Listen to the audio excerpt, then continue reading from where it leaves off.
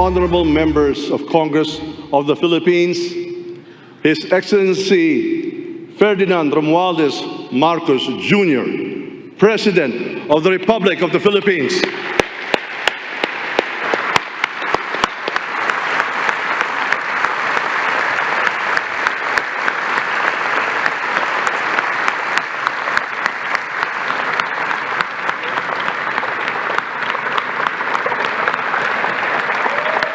Thank you.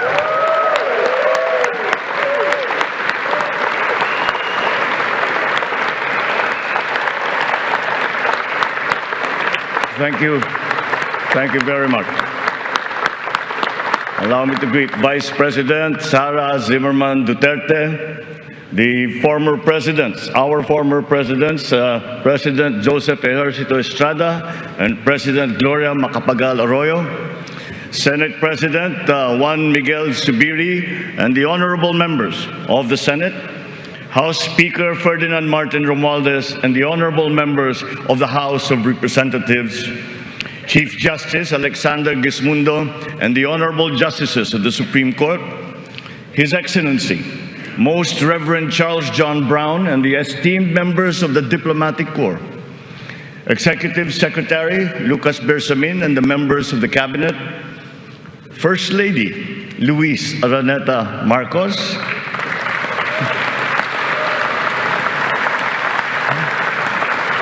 former First Lady Imelda Romualdez Marcos,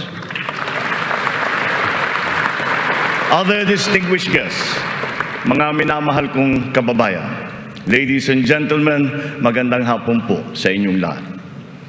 1 year ago today, I stood here before you, setting forth the plans that we have to improve our economy, bring jobs to our people, improve the ease of doing business, recalibrate our educational system to adapt to the new economy, lower and rationalize energy costs, boost agricultural production, enhance healthcare, and continue social programs for the poor and the vulnerable.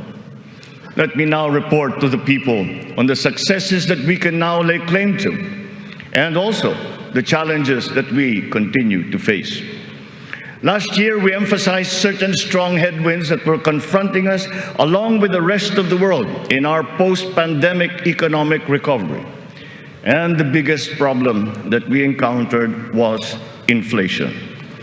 Maraming kaganapan sa mundo ang nakapagpagulos sa maayos na takbo ng pandaigdigang merkado.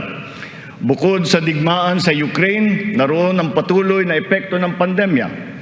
Pinalala pa ito ng pagbabawas ng produksyon ng mga bansang pinagkukuhanan natin ng langis.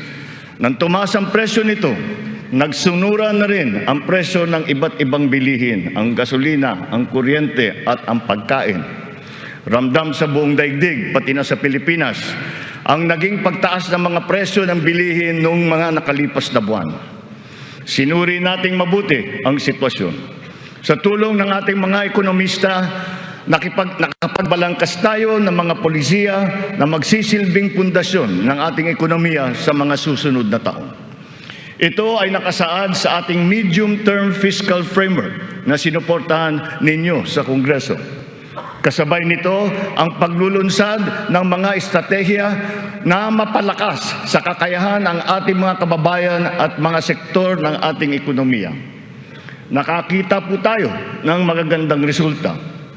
While the global prospects were bleak, our economy posted a 7.6% growth in 2022, our highest growth rate in 46 years.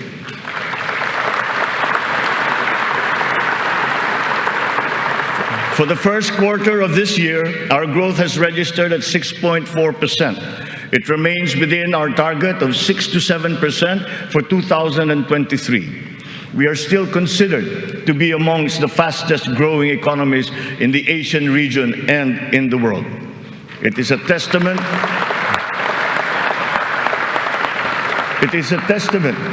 to our strong macroeconomic fundamentals.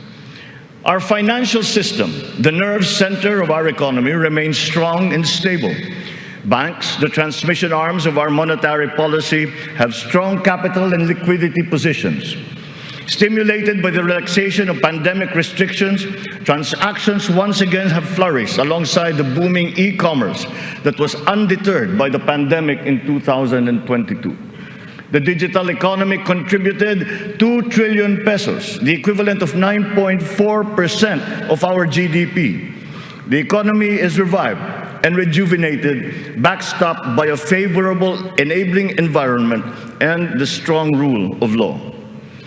This year, the World Bank projects a 6% overall growth rate, well within the range of our targets for the year. It is anchored on strong local demand, underpinned by consumer spending, and draws strength from the BPO industry and, of course, the steady flow of remittances and the continuing jobs recovery. Inflation rate is moving in the right direction. From 8.7% in January, our inflation has continued to ease up in all regions, settling now at 5.4% for June. What this means is that in spite of all the difficulties, we are transforming the economy. We are stabilizing the prices of all critical commodities. According to the Bangko Sentral, inflation is expected to ease further by the close of the year and projected at 2.9% by 2024.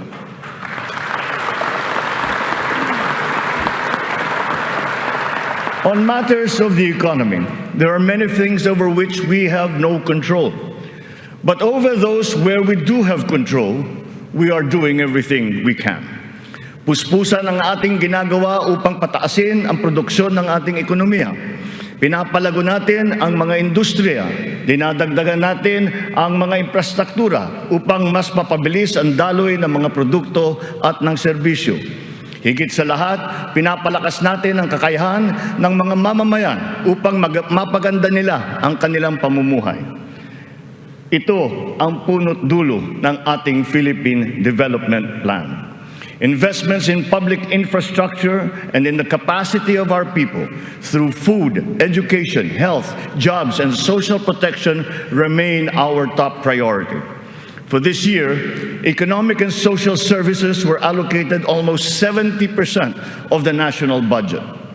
Higher revenue collections will be critical in our bid to bolster public investments. Under our fiscal framework, we envision our tax and revenue efforts to further increase to up to 16.9% and 17.3% by 2028. Revenue generation has improved this year. From January to May, the Bureau of Internal Revenue has posted record collections amounting to 1.05 trillion pesos, an increase of almost 10% over the last year. For its part, the Bureau of Customs has also increased its collection by 7.4% for the first 7 months of 2023, amounting to 476 billion pesos. Since July 2022, we have seen increased revenues from PAGCOR of 47.9% and from the PCSO of 20%. We therefore seek, once again, the continued support of Congress to enact into law the policies and reforms under our fiscal framework. Sa mga nakalipas na buwan, nakita natin ang pagbaba ng presyo ng bilihin sa iba't ibang mga sektor.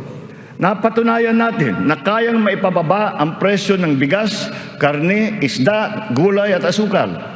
Malaking tulong ang Kadiwa Stores na ating muling binuhay at inilunsad. Ang layunin ng Kadiwa ay pag-ugnayin ang mga magsasaka at ang mga mamimili. Walang iba pang namamagitan. Wala nang dagdag, dagastos at patong. Maganda ang kita ng magsasaka, nakakatipid din ang mga mamimili. Sa mahigit 7,000 kadiwa na idinaos sa buong Pilipinas, 1.8 million na pamilya ang nakinabang sa mababang presyo ng bilihin. Sa kabuuan, halos 700 milyong piso ang naging benta ng mga ito na nakapagbigay ng hanap buhay sa mga membro ng mahigit 3,000 na kooperatiba at samahan. Maganda ang nakita nating resulta, kaya papalawigin pa natin ang Kadiwa sa buong bansa.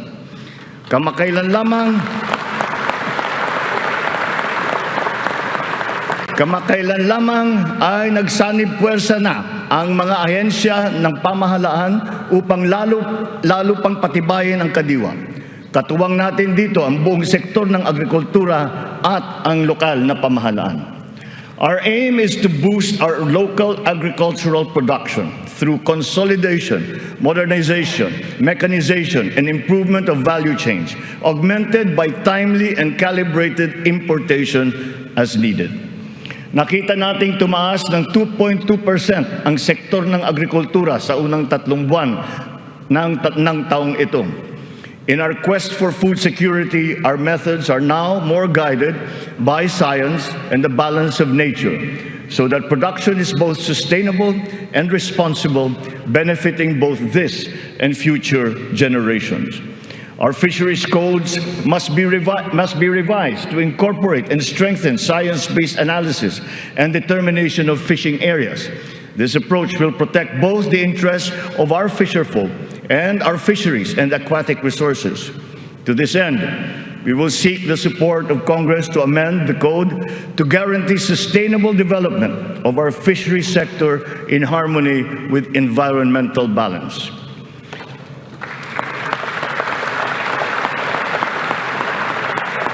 Ipinagbubuklod natin ang mga magsasaka sa pamamagitan ng farm and fisheries clustering at mga livestock multiplier farms. 300 cluster na ang ating natukoy na binubuo ng halos 700 kooperatiba at may lawak na mahigit na 200,000 hektarya ng bukirin. Upang mas mapabilis at mas mapadali ang pagbuo ng kooperatiba, kakailanganin natin ang suporta ng Kongreso na maamyendahan ang Cooperative Code. Sa pamamagitan nito, unti-unting lalakas ang kanilang produksyon at puwersa sa merkado. Totoo ang kasabihan, mas malapas basta't sama-sama. Pinapalawak natin ang kanilang kaalaman sa makabagong mga teknolohiya at pamamaraan. Isa na rito ang paggamit ng biofertilizer na gawa sa Pilipinas at subok din at maaasahan. Sa balanced fertilizer strategy, gaganda ang ani ng mga magsasaka. Hindi na nila kailangan pang umasa sa mas mahal at imported na fertilizer. Bilang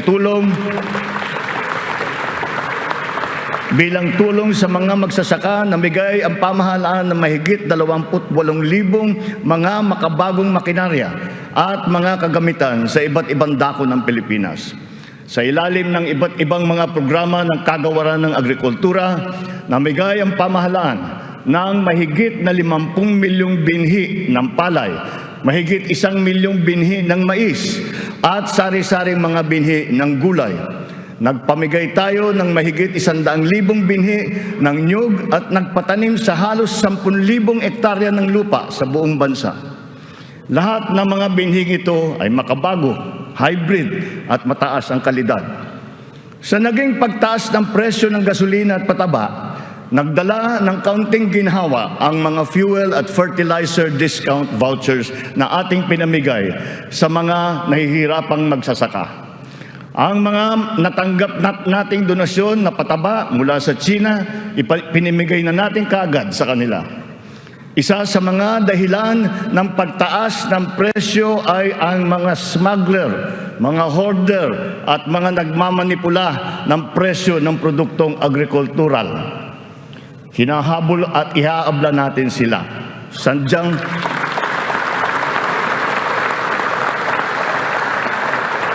Sadyang hindi tama ang kanilang gawain at hindi rin ito tugma sa ating magandang layunin. Pandaraya ang kanilang ginagawa. Napapahamak hindi lamang ang mga magsasaka, kundi tayo rin mga mamimili. Kaya hindi natin papayagan ang ganitong kalakaran. Bilang na ang mga araw ng mga smuggler at hoarder na yan.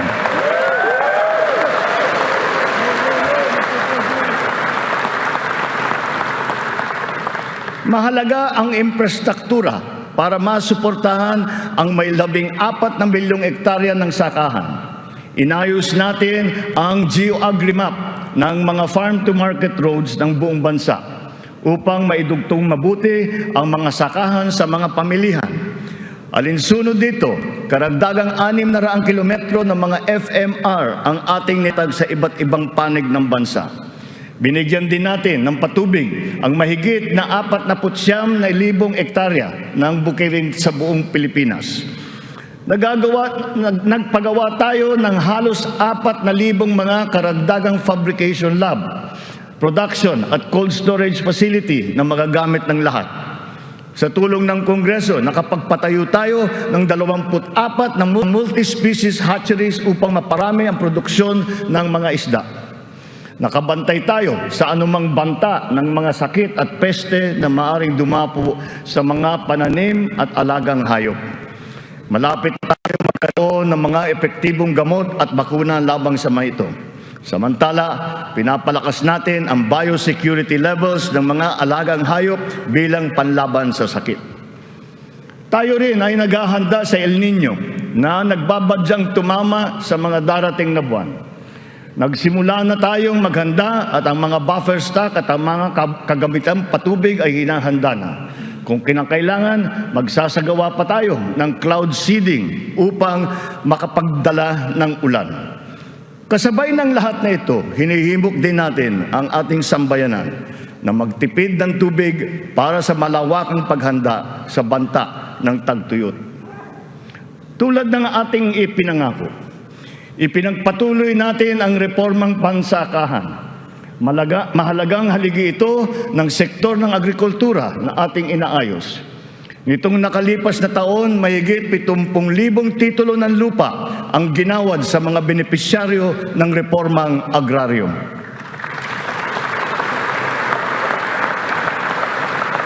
Tamang-tama ang ating pagpapatigil ng mga bayarin ng mga benepisyaryo sa ilalim ng ating nilagdaan EO number 4. 1 taon mula nung aking unang SONA na isabatas na ang bagong Agrarian Emancipation Act.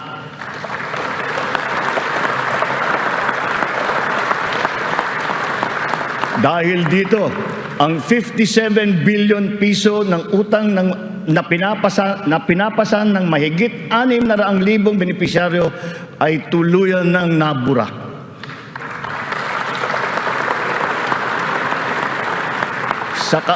Sa ngalan ng mga magsasakang ito at ang kanilang mga pamilya, maraming salamat muli sa ating mga mambabatas.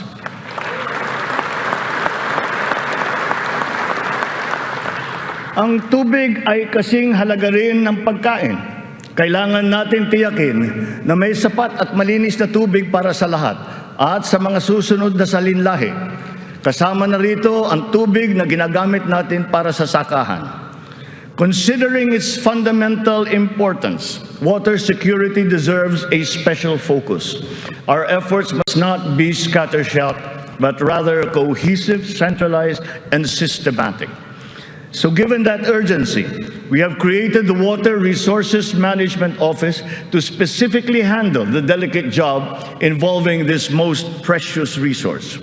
Nakikipag-ugnayan tayo sa Kongreso upang maipasa ang batas para sa pagbuo ng isang Department of Water Resource Management.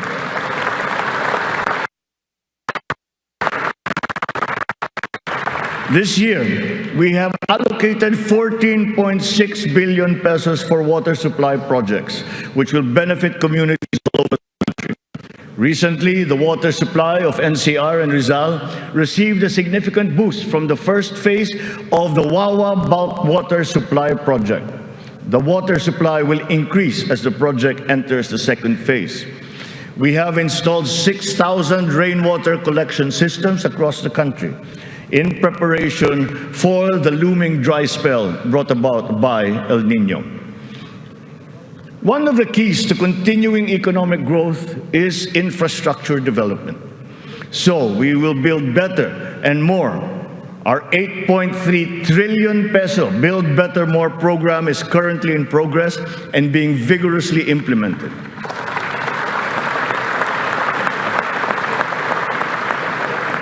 Ang buong bansa ay makikinabang sa 174 na proyekto sa ilalim ng programang ito. Hindi lamang natin pinapagpatuloy ang mga nasimulan ng mga proyekto, lalo pa natin pinapalawak. Kaya naman, ang 123 proyekto dito sa Build Better More program ay bago. The flagship projects cover investments in the areas of physical connectivity, water resources, agriculture, health, digital connectivity, and energy.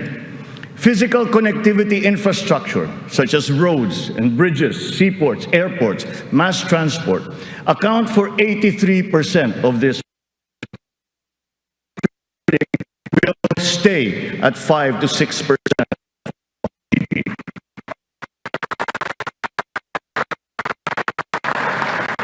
The underlying logic to our infrastructure development is economic efficiency. We are opening up all gateways to mobilize goods and services at less cost and in less time, and ultimately to drive the economy forward.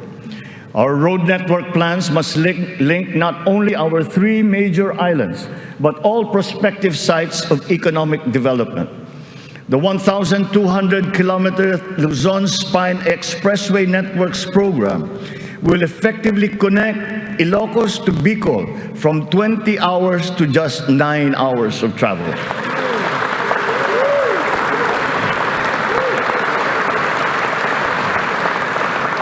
Under the Mega Bridge program, 12 bridges totaling 90 kilometers will be constructed, connecting islands and areas separated by waters.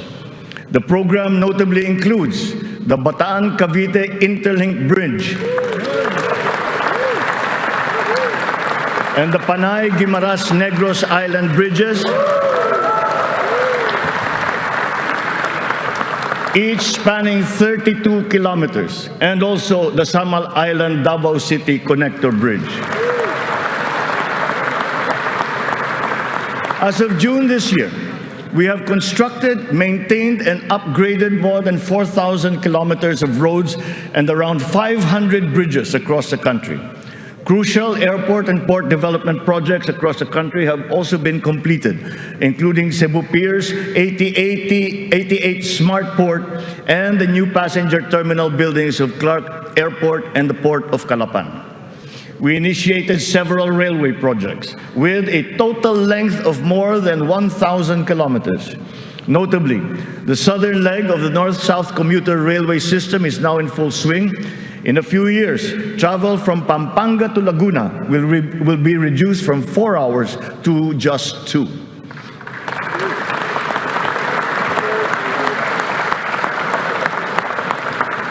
Intermodal connectivity will also be a primary consideration.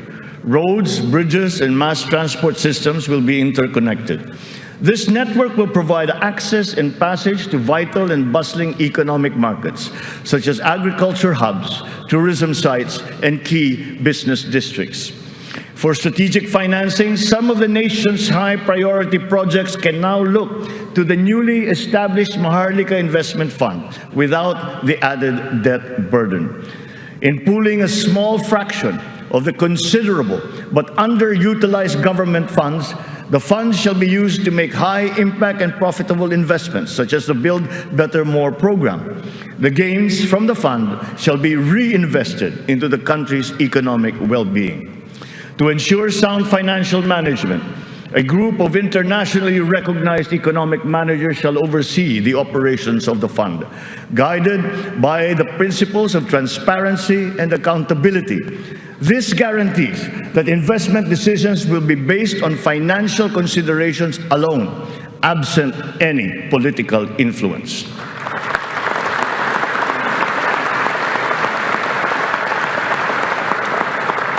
The funds for the social security and public health insurance of our people shall remain intact and separate. Owing to favorable market conditions, the price of crude oil has stabilized. Since last year, gasoline and diesel prices have gone down by 18% to 29% respectively. We have built 8 new additional power plants. This brings to 17 the total number of power generation facilities that have been switched on across the country since last year, substantially increasing our energy production by 1,174 megawatts. Alongside power generation, we are also as relentless in pursuing total electrification. Since my assumption into office, almost 500,000 homes have been given access to electricity.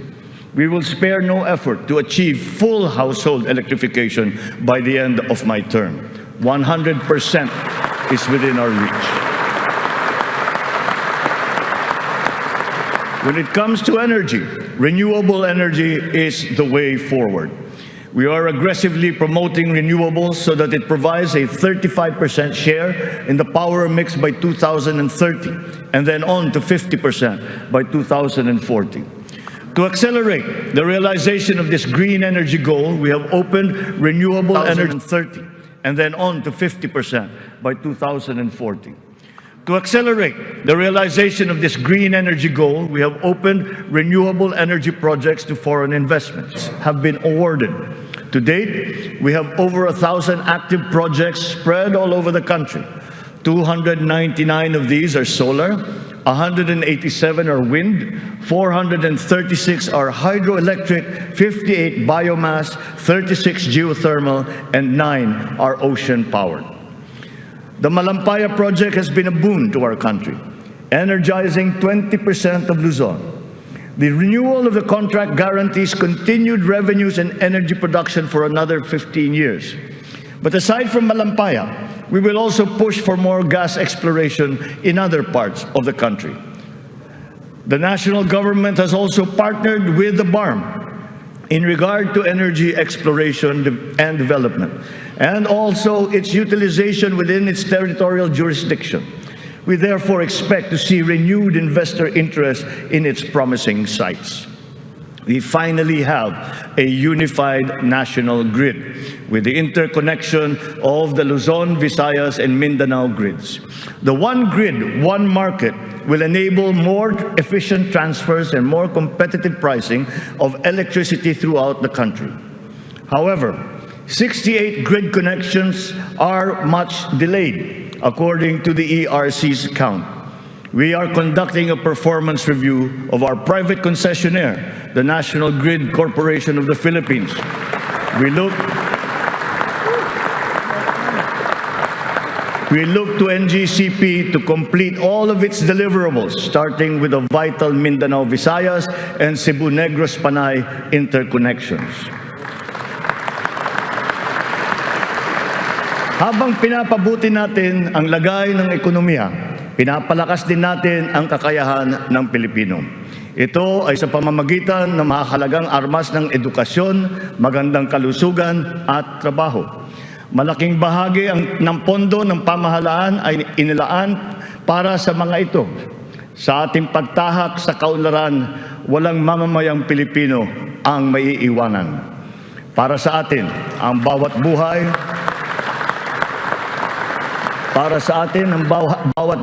ay mahalaga.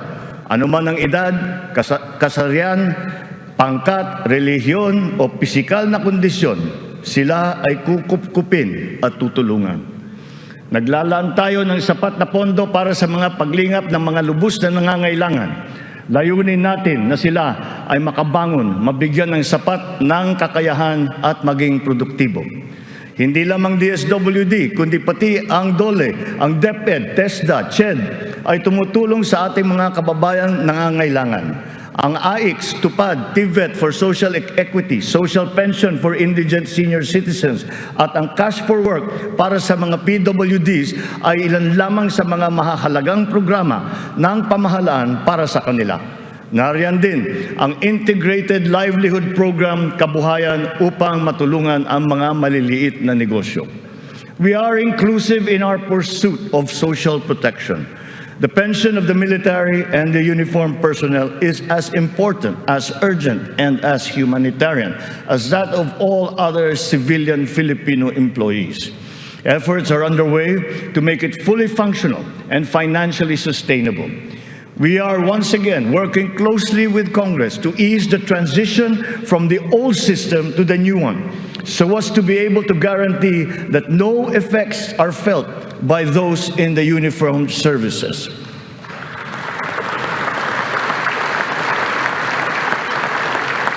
Nagsisimula ang lahat sa edukasyon. Ito ay para palakasin ang isip at kakayahan ng bawat Pilipino. Ang ating butihing Vice Presidente, na kalihim din ng kagawaran ng edukasyon, ay tumutulong upang tiyakin na ang bawat batang Pilipino ay mabibigyan ng nararapat at kalidad na edukasyon.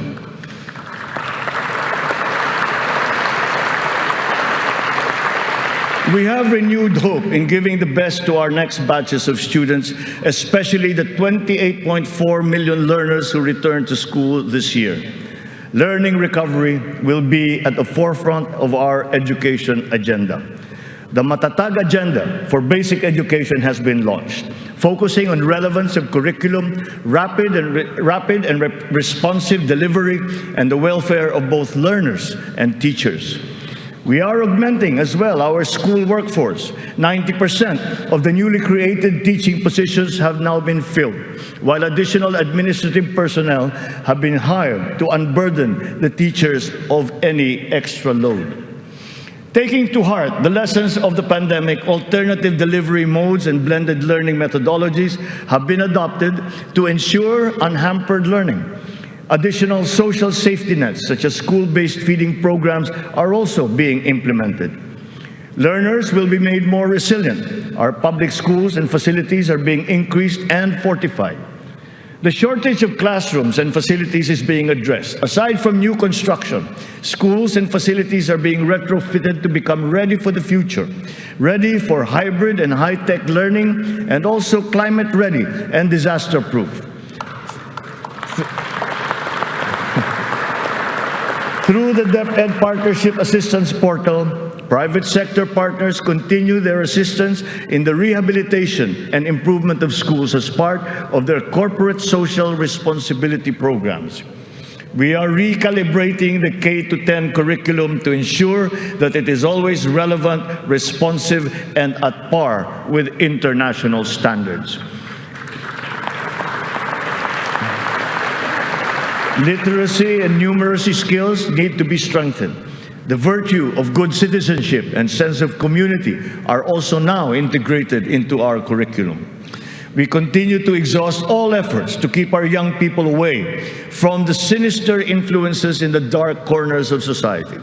We are making available to them their participation in formal schooling, alternative learning, non-diploma courses, or in technical vocational education and training, or TVET. TVET continues to prove itself to be an empowering educational intervention. There are many examples of how its graduates have gone on to secure competitive technical jobs. Since last year, more than 1 million Filipinos graduated from the TVET, one-third of whom were TESDA scholars. More and more of our higher education institutions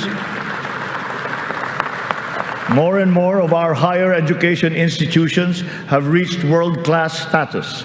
This year, 52 Philippine HEIs have been included in the World Universities rankings compared to just 15 last year. We will not let a student's financial constraints be an hindrance to his or her education. We have activated social safety nets, such as skills development training and youth employment programs. Tertiary education in state universities and colleges will remain free for our qualified students.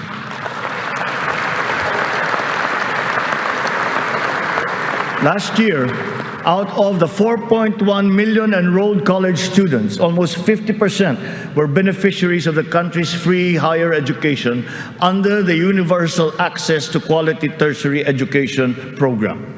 Deserving and talented students without the financial capacity to attend school will not be left behind in this education agenda.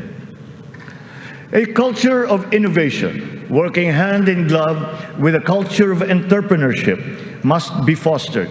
This is Philippinovation. Science and technology, especially R&D, will be at its foundation. The DOST leads the development of our capabilities in science, technology, and innovation. Science and technology-related scholarships are made available for the talented and technically gifted students from high school all the way to graduate school. To address the challenge of staying at the cutting edge of technology, 44 renowned Filipino scientists in diverse areas of expertise have returned home under the Balik Scientist Program. They will undertake research in various priority fields and will be supported by upgraded facilities and R&D funding.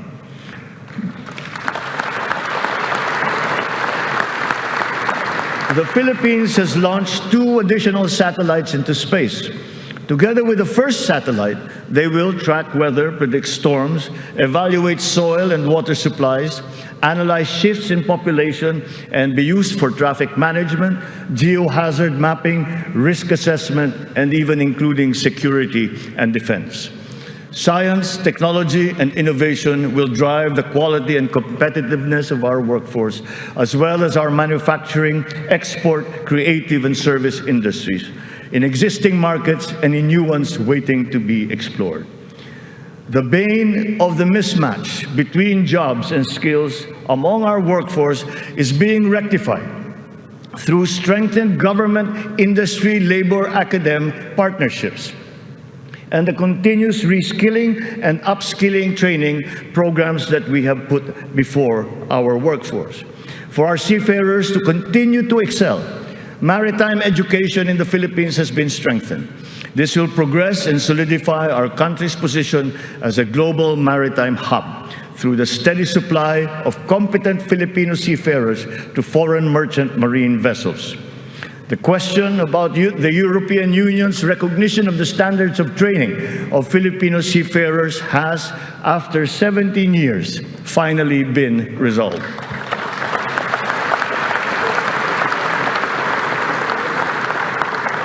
This development now effectively maintains the Filipino seafarers' distinct competitive advantage in the global shipping labor market. To address the current shortage of healthcare professionals in our country and to help us achieve our goal of universal healthcare, we are greatly expanding our medical and nursing education programs.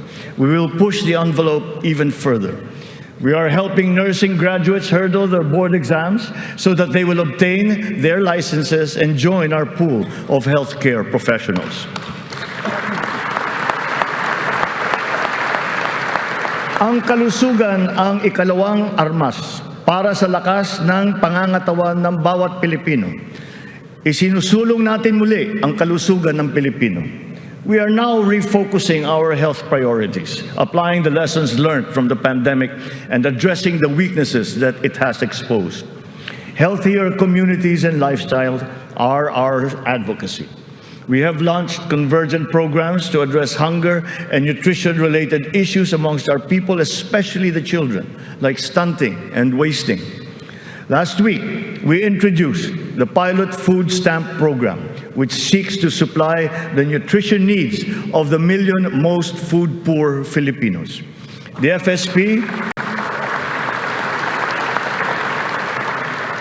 FSP shall complement our nutrition continuity programs, such as the First 1,000 Days program, which ensures nourishment for the first 3 years of a child's life. The supplemental feeding program is for our children attending daycare centers. The K-6 program will feed kindergarten to grade 6 public school students who are suffering from wasting and severe malnutrition. We are catching up on the routine vaccinations of our children. As of this year, more than 80% of our eligible children have been vaccinated against measles, rubella, and polio. Nananawagan ako sa lahat ng mga magulang na kumplituhin ang mga bakuna ng kanilang mga anak at magtungo sa pinakamalapit na health center para sa mga libreng bakuna. The whole of society must exert efforts to suppress the alarming rise of tuberculosis and HIV/AIDS. To stem the tide, the strategic plan is to ensure early diagnosis and treatment and ample testing sites and medications. Our healthcare system is undergoing structural changes. Public health facilities are being increased, both in number and in capability. Last year, more than 3,400 projects were completed. to improve capacity for specialized medical treatment. Specialty centers in various fields are being established and integrated into our government hospitals. And the last year, additional 60 specialty centers have been opened to the public. Just last week, we inspected the site of what will soon be a 5-hectare multi-specialty center in Pampanga, which will specialize in pediatrics, cardiology, kidney, and cancer treatment.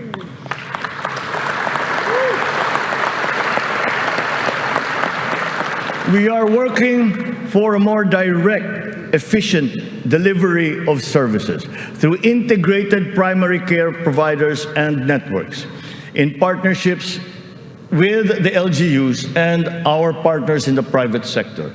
These shall, of course, be supported by what is now a better and more efficient PhilHealth. Ang presyo ng mga mahalaga at pangunahing gamot ay bumaba ng humigit kumulang ng 40%.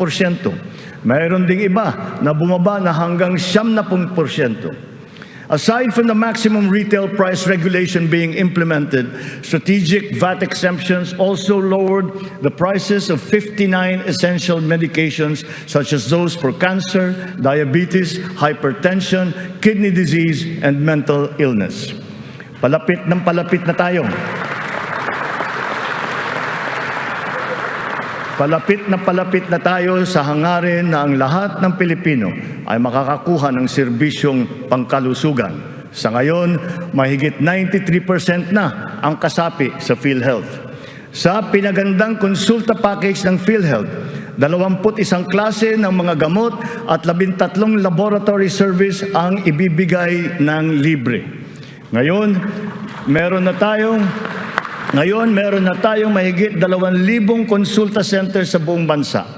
Ang bilang na ito ay mas marami ng 35% mula nung nakalipas na taon. Upang mas lalo pang makatulong sa mga pasyente, ang dating 70 libreng dialysis session ay inakyat na natin sa 156.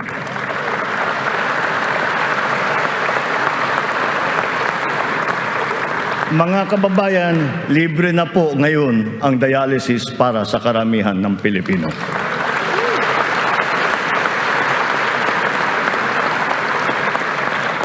Noong nakalipas na taon, mahigit 3.4 milyon na Pilipino ang nabigyan ng tulong sa ilalim ng Medical Assistance for Indigent Patients program ng DOH.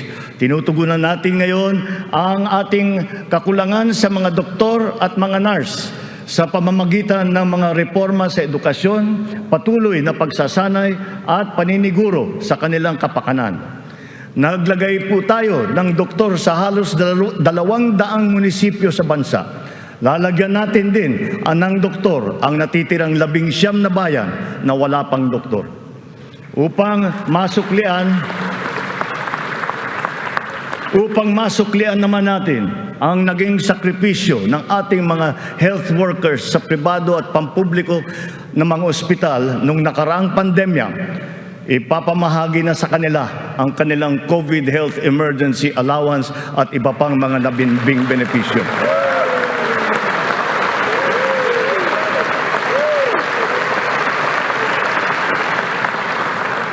Kasabay ng pangangalaga natin sa edukasyon at kalusugan ng ating mamamayan, tinitiyak din natin na may sapat at magandang hanap buhay sa loob at maging sa labas ng bansa.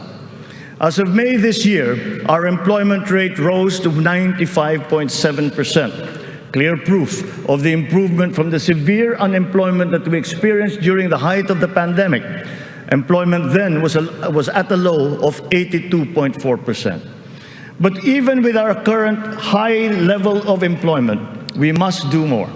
We will generate additional jobs for the remaining 4.3% of our workforce, as well as for the 11.7% underemployed Filipinos seeking better employment opportunities. Under the banner of our fast-growing economy, we are aggressive in our investment and business promotions and facilitations. For that, we have not limited ourselves to the local economy, but we have looked to the global economy for partnerships and agreements. Our independent foreign policy, a friend to all and enemy of none, has proven effective. We have formed strategic alliances with our traditional and newfound partners in the international community. We have embarked on foreign trips to promote the interest of the country for peace building and for mutually beneficial purposes. These economic missions have yielded an estimated total investment value of 3.9 trillion pesos or 71 billion US dollars, with a potential to generate 175,000 jobs. The implementation of recent economic reforms is underway. BOI-approved investment projects have reached 1.2 trillion pesos during our first year, while other strategic investments approved for processing through the newly established green lanes amount now to 230 billion pesos. Our existing bilateral and multilateral trade agreements, notably within the ASEAN framework, and with Japan and with Europe, and allow us to leverage our competitive advantages and reap economic benefits. We will continue to forge more of these international partnerships that will lead to a more balanced trade strategy and a healthier economic position. The Regional Comprehensive Economic Partnership, or RCEP, is now in force. It is a multilateral trade arrangement with the ASEAN and other countries such as Australia, China, Japan, Korea, and New Zealand. We can now have competitive access to a regional market that comprises 2 billion people. As we address our weaknesses and develop competitiveness in other potential areas, we must also play to our strengths. Our competitive advantage must be leveraged.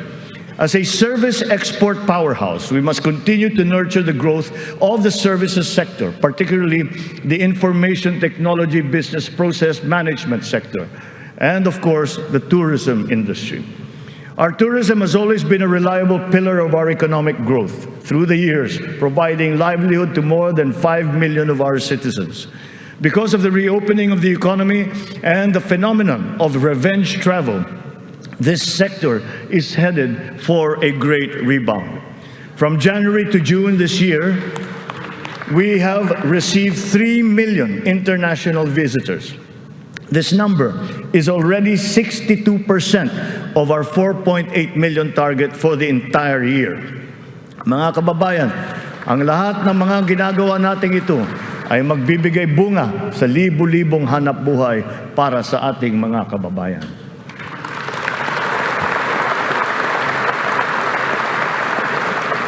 To create these investment opportunities, we must ensure that an enabling business environment is in place, that there is peace and order, and that the rule of law governs.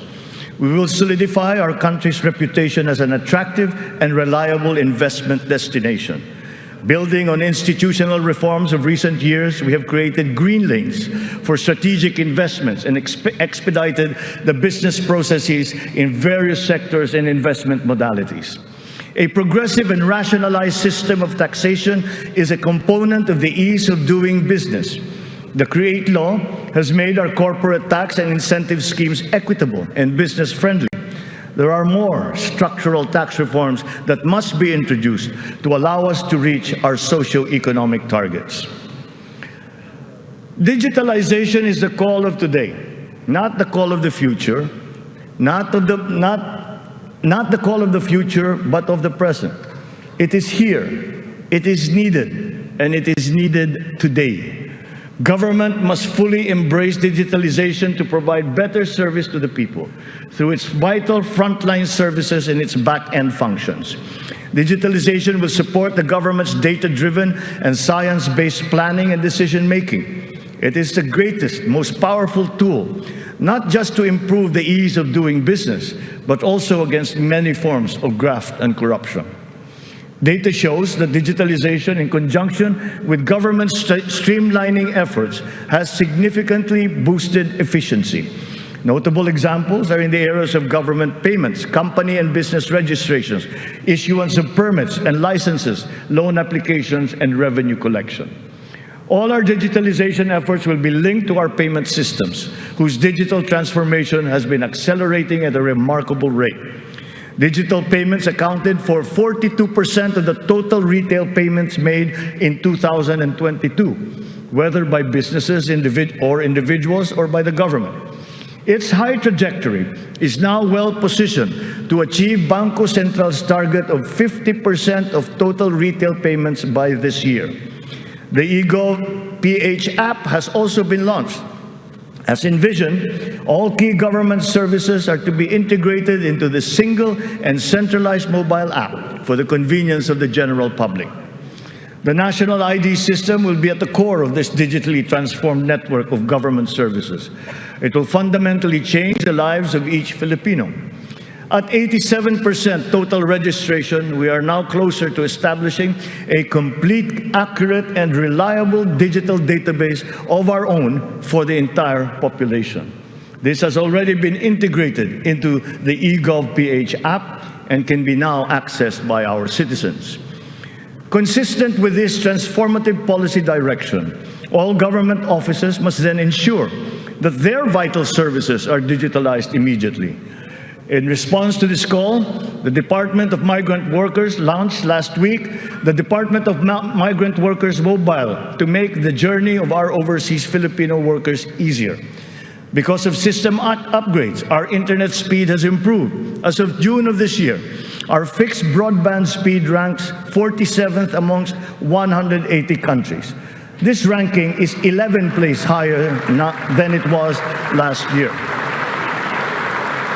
Our mobile internet speed is now ranked at 83 out of 142 countries, which is 8 places higher than it was last year. There will be more improvements as our internet infrastructure undergoes further upgrades. Early this year, Starlink went live in the Philippines, now providing high-speed satellite broadband connectivity. Our national fiber backbone and broadband ng MASA projects will also deliver high connectivity and high-speed internet. We are prioritizing geographically isolated and disadvantaged areas. The DICT has been directed to consolidate all these digitalized government services into the eGov PH app, to establish the National Government Portal and the Philippine Business Data Bank to improve the internet speed in our country. With our e-commerce roadmap firmly in place, we are poised to take this digitalization drive further and beyond, utilizing e-commerce to take full advantage of new technologies. The first bill that I signed into law was the SIM Registration Act, because we are mindful of the risks and vulnerabilities that can lead to negative consequences. Digital users and consumers shall be protected from identity theft, phishing, other online scams through essential systems and safeguards, such as cybersecurity, data privacy, consumer complaint mechanisms, and financial literacy campaigns. The trainings necessary to ease the transition of those whose jobs would be affected by the shift to digitalization are also now being included in the curricula and programs offered by TESDA, DICT, and other agencies of government. It is our wish that one day foreign employment will be driven by choice, not by necessity. It remains a noble calling that our OFWs have answered, requiring great sacrifice from them, their families, and their communities. We are engaging with our partners in the international community to ensure a safe working environment for our countrymen. And as we do so, we are also putting in place responsive mechanisms for the social welfare, repatriation, and reintegration of our returning OFWs into the Philippine economy.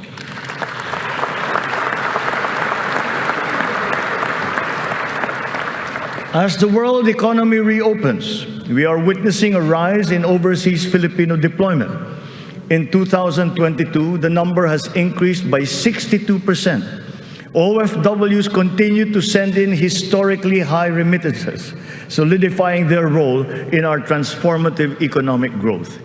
In 2022, our OFWs contributed $32.5 billion, or roughly 1.8 trillion pesos, to our economy. Several countries have also signified interest to explore bilateral labor cooperation with the Philippines in the areas of healthcare, tourism, hospitality, engineering, construction, and information technology.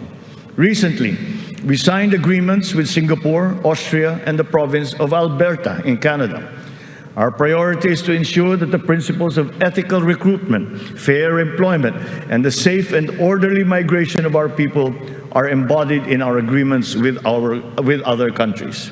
For example, the deployment issue in the Kingdom of Saudi Arabia has now been resolved. And as of today, 70,000 of our OFWs have already been deployed to Saudi Arabia for employment. Moreover, the unpaid salaries and other related claims of some 14,000 OFWs who have been put out of work in Saudi Arabia during the pandemic are now being processed. The Crown Prince of the Kingdom of Saudi Arabia himself personally committed to me that the unpaid claims of Filipino workers would now be paid.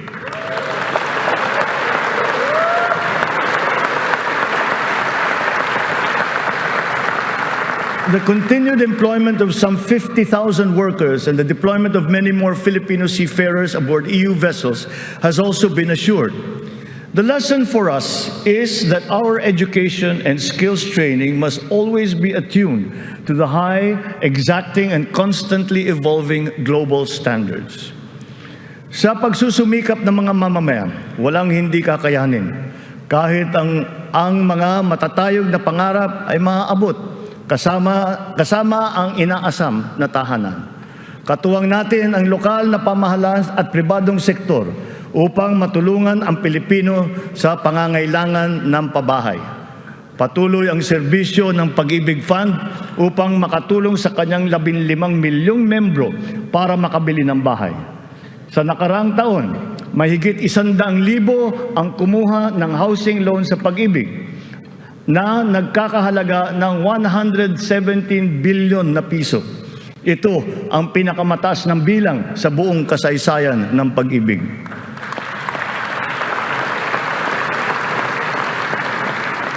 Itong nakalipas na taon, mahigit 148,000 na kabahayan at mahigit 30,000 mga Certificate of Eligibility of Lot Award ang naipamahagi sa Luzon, sa Visayas at sa Mindanao sa ilalim ng sari-saring mga programang pabahay ng pamahalaan. Mahigit 35,000 residential free patent at agricultural patent titles naman ang naibigay sa mga benepisyaryo nito sa buong bansa. Hindi pa dito natatapos. Papalawigin pa natin ang ating programa sa abot-kayang pabahay, lalo na para sa mga mahihirap nating kababayan. Itong nakalipas na taon, inilunsad natin ang pambansang pabahay para sa Filipino Housing Program o 4PH. Nagkaroon na tayo ng groundbreaking sa 25 lugar sa iba't ibang bahagi ng bansa. Nagpirmahan na rin ng kasunduan upang simulan ang mga proyekto sa mahigit 100 lokasyon. Kung susumahin natin ito, mahigit 1 milyong kabahayan ang maialay natin sa ating mga kababayan sa buong bansa.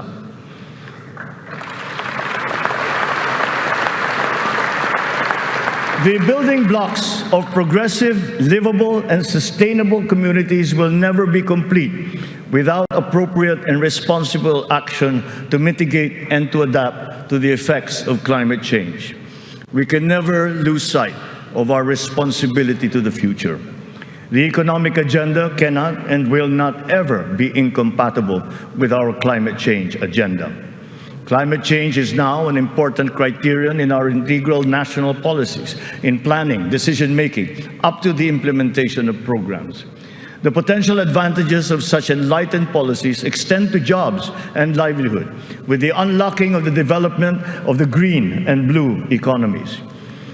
We have learned many painful lessons from past disasters, but we continue to be alert and prepared in our disaster response. It has in fact been commented that sometimes we are over-prepared for such natural disasters. Well, to continue that, we are reorganizing our response teams to make them more adaptable, agile, and effective in times of calamities and crises, with a clear unity of command. Our evacuation centers are being upgraded to withstand the greater forces of the new normal of extreme weather, as well as other natural and man-made disasters. Furthermore, new evacuation centers are also being built, of which 55 have already been completed. We remain committed to global decarbonization goals and the reduction of our carbon footprint. We preserve and protect the treasure that is our forests. Their value to the environment, to the ecology, and the economy is incalculable. We have adopted the concept of the circular economy, using nature as our model. The aim is to keep raw materials in a closed loop. In our world with scarce resources, the circular economy allows us to fully use these resources, minimize waste, and reduce the need for new resources, just as it is in nature. Just like our climate change action, this new system requires the participation of all sectors of society, up to each individual citizen, for it to succeed. Only a whole of government and whole of society approach will enable us to do all of these. It is necessary to apply all the resources that are at hand if we are to progress as quickly as we need to. Collaboration is the key between and among government offices, and between government and the private sector, between industries and the academe, between government and international partners, and most importantly, collaboration between and among our populace. Kakailanganin natin ang tulong at kakayahan ng buong pamahalaan at ng buong bansa. And so we shall do the same for the next 5 years. We seek not only to become more effective, but more, to become truly transformative. This approach will be operationalized through the interagency cooperations as well as through coordinated efforts between and among the three branches of government and the independent constitutional bodies.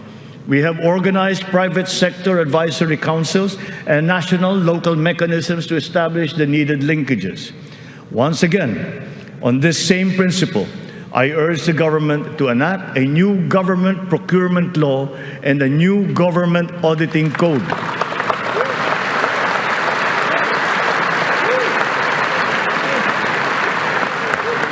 This to make government procurement and auditing more attuned to these changing times.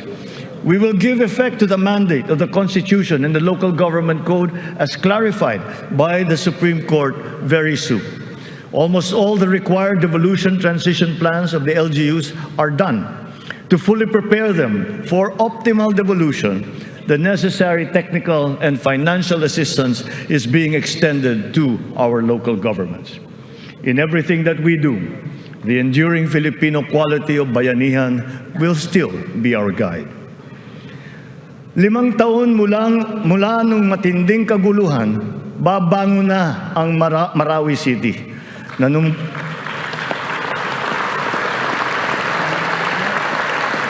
Nanunumbalik na ang sigla sa pamayanan, maraming proyekto ang nakumpleto at mga infrastrukturang naitatayo. Kasalukuyan na tayo nagpoproseso ng tulong pinansyal para sa mga biktima ng Marawi Siege upang sila ay makapagsimula muli. Naway mamayani ang pag-asa. Naway magpatuloy ang pagkakaisa, pagmamatyag at paghahangad ng kapayapaan at kaunlaran. We are proud of the progress that the BARM has taken. It will be self-governing. It will be self-governing, it will be progressive, and it will be effective. But this was only made possible because of the cooperation of all key groups. We talked to the local governments, the royal families, the MNLF, the MILF. We're all consulted and represented in this transition phase. The international community has also supported us in this smooth transition.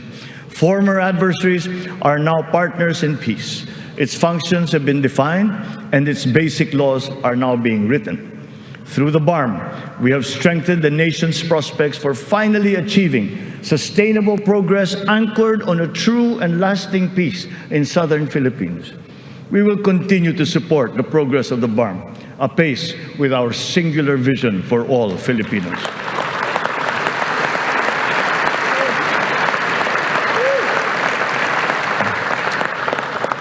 A strong and stable rule of law will strengthen the foundation of our transformation. Our police and armed forces are being strengthened and modernized to be more effective in maintaining peace and order and in defending our sovereignty. We fully support the judiciary's efforts to improve the justice system and to protect constitutional rights. The campaign against illegal drugs continues, but it has taken on a new face.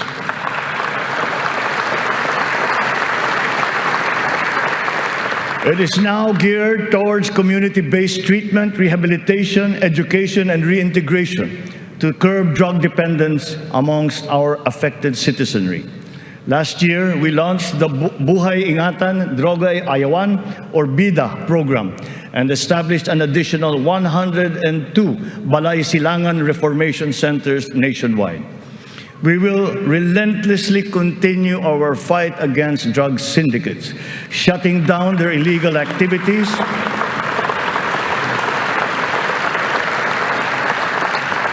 we will shut down their activities and dismantle their network of operations.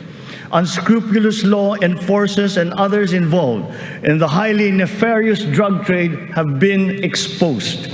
I will be accepting their resignations.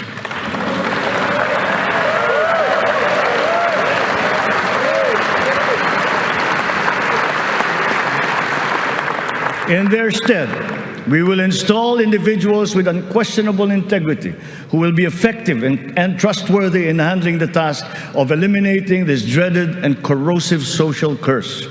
We cannot tolerate corruption or incompetence in government.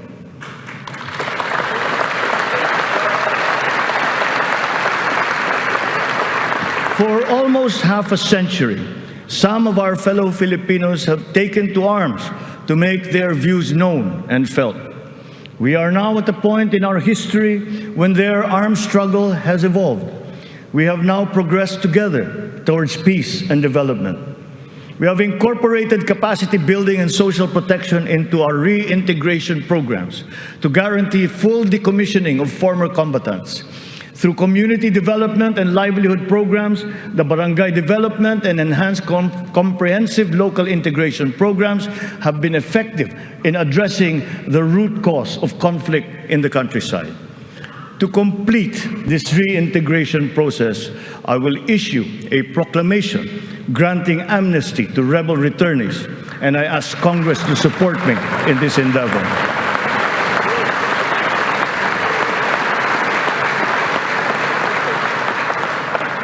Our journey to progress requires not only unity and social cohesion amongst our people. It is also imperative that our nation remains intact and inviolable, our sovereignty preserved. We will protect our sovereign rights and preserve our territorial integrity in defense of a rules-based international order.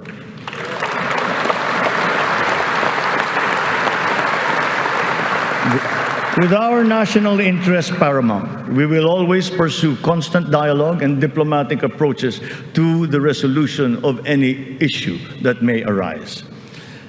So the initial results of our efforts inspire confidence. Let us continue to be relentless in our aspiration of peace and progress. This has not been the work of a single person, neither a single branch of government, nor even the whole government acting alone. This is the collective synergy achieved by all Filipinos working together. It took a whole-of-nation effort to achieve this immediate recovery from our pandemic slump. Unity was what made us rise once more. Nagsisimula pa lamang tayo. Ang pagbangon ng ating bayan ay magpapatuloy pa. Hinihiling ko ang inyong tiwala at pakikiisa.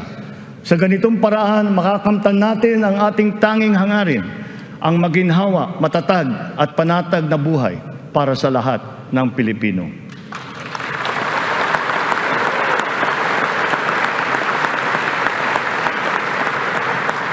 Makikipagtulungan tayo ng mabuti sa Kongreso para sa mga mahahalagang batas na kinakailangan para sa ating tuloy-tuloy na pag-ahon. And once again, I appeal to Congress for its support for the following priority legislations. The essential tax measures under our medium-term fiscal framework, such as excise tax on single-use plastics, VAT on digital services, rationalization of mining fiscal regime, motor vehicle users charge, road users tax, the military and uniform personnel pension. amendment of the Fisheries Code, amendment of the Anti-Agricultural Smuggling Act, amendment of the Cooperative Code, new government procurement law, new government auditing code, anti-financial account scamming, Tatak Pinoy law, the Blue Economy law, ease of paying taxes, LGU income classification, and the Philippine Immigration Act. In the past year, it has been a source of great hope and optimism to me to now know that there is an enormous pool of highly competent and dedicated workers serving in our government. It is up to us to provide good leadership and guidance. They love the Philippines and have responded to our call.